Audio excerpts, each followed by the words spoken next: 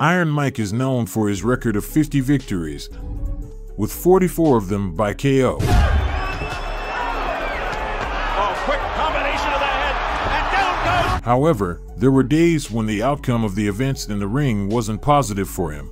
In this video, we will not only recount the first night Tyson faced a defeat, but also the story behind why he possibly lost his focus by then. As the fight against James "Buster" Douglas approached, Mike Tyson's team was facing increasing issues. It's common knowledge that Tyson had a tense relationship with his coach. This tension would later affect him when he stepped into the ring. Kevin Rooney, who had been instrumental in his success, parted ways with Tyson before the Douglas fight. This meant he had to be trained by Jay Bright. Many claimed that this was the moment Tyson began to show signs of lack of discipline, not only in his training but also in his lifestyle. This would take a toll on him when he entered the ring. Meanwhile, his behavior outside the ring was marked by excesses. In fact, it was around this time that legal problems started cropping up. The combination of all these factors resulted in a neglect of his physical conditioning and proper training. Amidst all he was going through, the countdown to the fight, which would take place in Tokyo, Japan, continued ticking. Both boxers arrived on February 11, 1990, the day when the fight between James "Buster" Douglas and Mike Tyson took place in Tokyo, Japan. Tyson, the undisputed champion feared for his knockout power, entered the fight displaying the aggression that characterized him.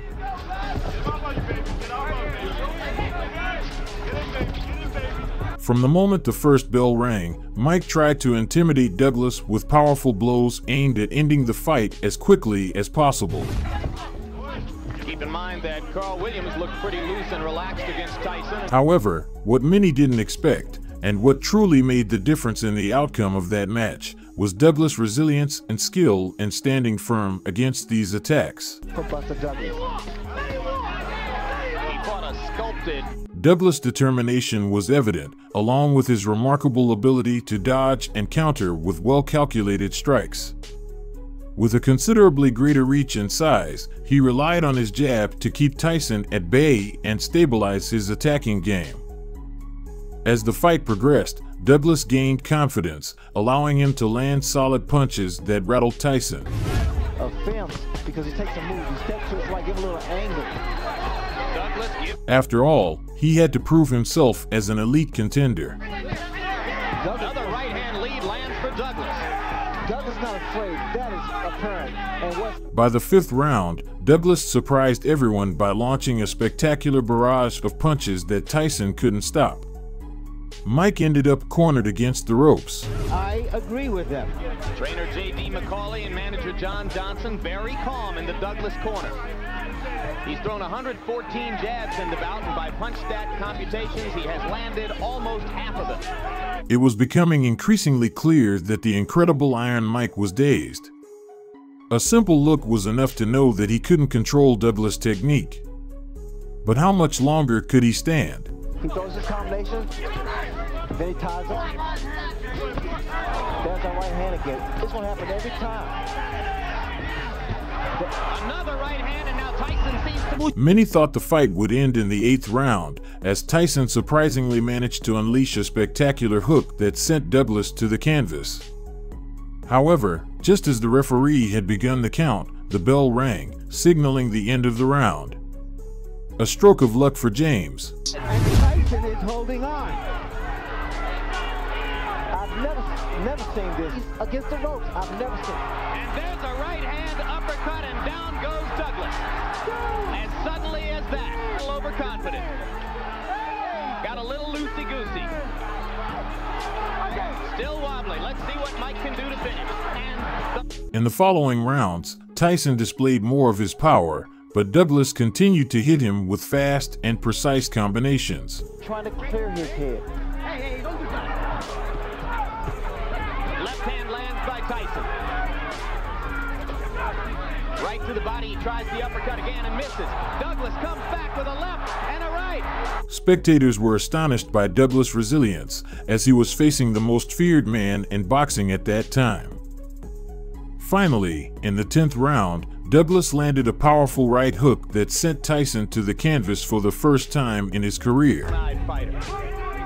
Rolling willingly just to try to get in the shot that will finish things in. Oh, the uppercut. What an uppercut by Douglas.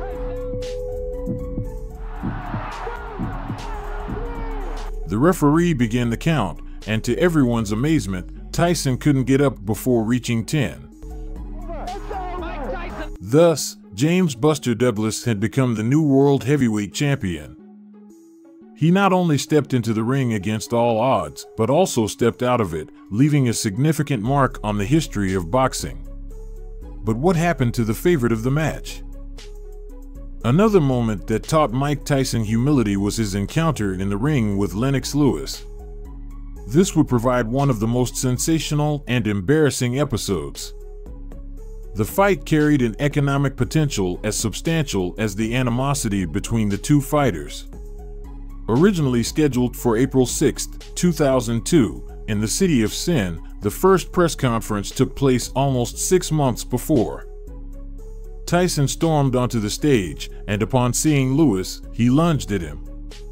This could be considered the beginning of his downfall.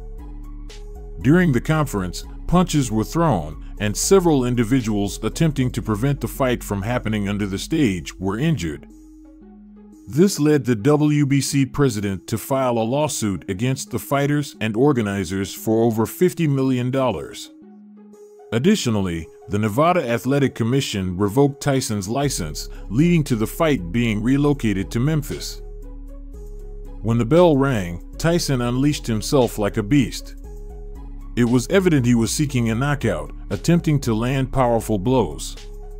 However, his pleasure in this would be short-lived against one of the heaviest opponents of his career. By the 3rd round, the British fighter was dominating the ring. Thanks to his physical advantages, he managed to cut Tyson in various parts of his face. Yeah, you want him to get closer. Don't make it look so pretty standing out there bobbing and weave. Get close, make it raggedy. By the 8th round, a one-sided contest was underway, and Lennox connected with a powerful right uppercut to Tyson's jaw, leaving the baddest man on the planet lying on the canvas. Oh, he's doing a good job. He's got heart. You can't take that from him. Right hand from Lewis, and Tyson goes down for the 3rd time in his career. Physical and mental defeat was inevitable. Tyson didn't even attempt to get up. Nor did he show interest in another high-profile fight. Douglas and Lennox were among the toughest opponents Iron Mike ever faced. With their victories, it can be said that Tyson lost more than just a fight. Only 5 men managed to defeat Mike Tyson in his entire career, resulting in a total of 6 losses. Evander Holyfield is the man with the most victories over Iron Mike, having defeated him twice. Can these losses truly be attributed to a lack of discipline and a life of excess, or had his glory years simply passed? Let us know your thoughts in the comments.